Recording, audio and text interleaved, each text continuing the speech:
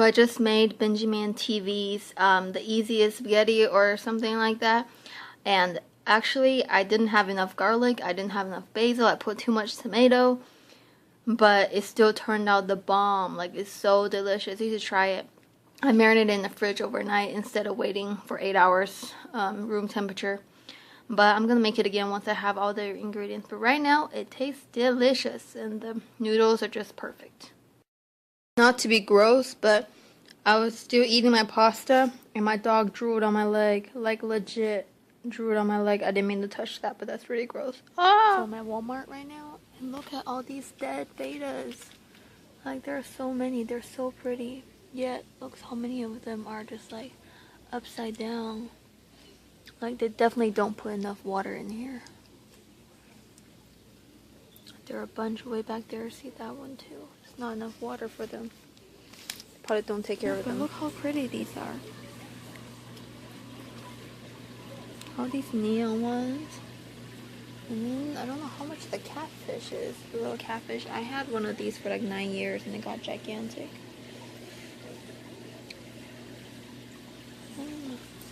These are pretty ones.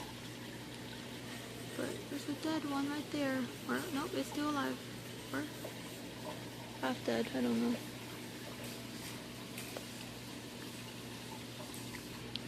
And these little shark looking ones. And the other prettier catfish, I guess.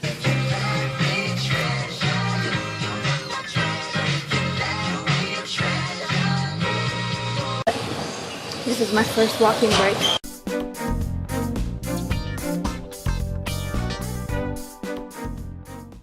So here's a trick for y'all. If you ever want to cook and don't like the tomato skin, all you have to do is put it or soak it in like a hot tub of water. Oh, there's some vegetables. I don't think it needs to be boiling, but it needs to be pretty hot. I boiled mine, and you don't have to slice them like this like I did. I haven't done this in a while, but they will all kind of just fall apart like that. So you don't have to, you just soak them in there as whole, and you don't have to puncture them in any way. You just put hot water in there, let them sit. It will the skin will just kind of shrivel off and come off. So then whenever you cook, you get tomato or skinless tomatoes. Tomato, 番茄, 番茄, 番茄. So let me show you how the skin comes off. See the water is still kind of hot. Hot. 热, 热, 热. But just take it off, and there's all my scraps. But see how easy that just rips off? And if you don't do the cuts, they will make their own cuts. So it will still be very, very easy to come off. And it's really soft now. If you really put a little bit of pressure in it, you'll probably poke through the tomato. So, oops, there you go. And that is a perfectly skinless tomato. I'm going to show you how to dice up a tomato, or how I do it. I think this is easier. Tomatoes are especially hard to dice when they have a skin on them, so removing the skin will really help. Aside from that, I don't like to eat the skin of tomato. That's why I don't like it, but cutting it really definitely helps. So what you want to do is, depending on how big you want to slice or dice your tomatoes, just do the appropriate width. And then, so you do it one way, and then make a 90% or 90-degree angle, and do it again the other way, but not cutting all the way through. So then you kind of have this mess right here. And then so you just want to cup it, and then be careful, because your knife is very sharp to be able to do this. Just do it, slice it. And then there you go, you have your, little diced up tomatoes. And then you can probably do this, depending on the size of your tomato, 2 or 3 layers. And then when you get to the bottom of your layer that's not cut up, you can just dice it like a normal. And don't forget all that juice that's with it too. So do it again.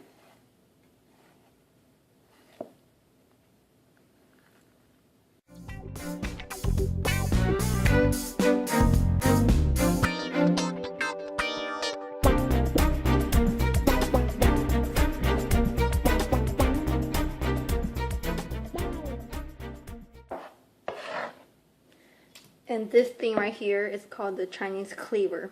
Cleaver, 菜刀. 慈爱菜,菜刀. So cleaver in Mandarin actually means vegetable knife. So here in the green we have vegetable, which is 菜. 慈爱菜,慈爱菜. And then here in the red we have knife, which is 刀, 刀, 刀. So you put it together as in vegetable knife, it's 菜刀, 菜刀, 菜刀. And it means cleaver. 菜刀, 菜刀, 菜刀. I think it's just called cleaver in like American ones because they do have these in American restaurants too. But this is the Chinese one. So this one I did slice all the way down, and let's see how that works. See, when you do that, it just kind of falls apart. So you can't really pull it back together anymore. So I'm just gonna do it like this instead. I mean, you still get your dices or cubes, but it's not as uniform. So I meant to make stir fry, but when I was thinking what kind of carb I was gonna make, I was just like, well, I guess I have noodles. I can make this into like a salsa. So I put all the vegetables in. I know it doesn't look too appetizing. When it was just the tomatoes, it looked really good. But it's good. And then here I just have my noodles or spaghetti. I have about 10 minutes left. Holding a chopstick. Chopsticks, 筷子, 筷子, 筷子. This is my right hand. So the index and middle finger, you have one stick in between, and you rest the other one on your ring finger, and then you move this one, keep this one stable. And the tip for leftover noodles, if after you're done, if you want to keep these, and this applies especially for the Asian noodles. Noodles, 面条, 面条, 面条. You just want to run it under cold water, and then rinse it, and then just drain it out, and then store it so that they don't stick together afterwards, or else they will all clump up.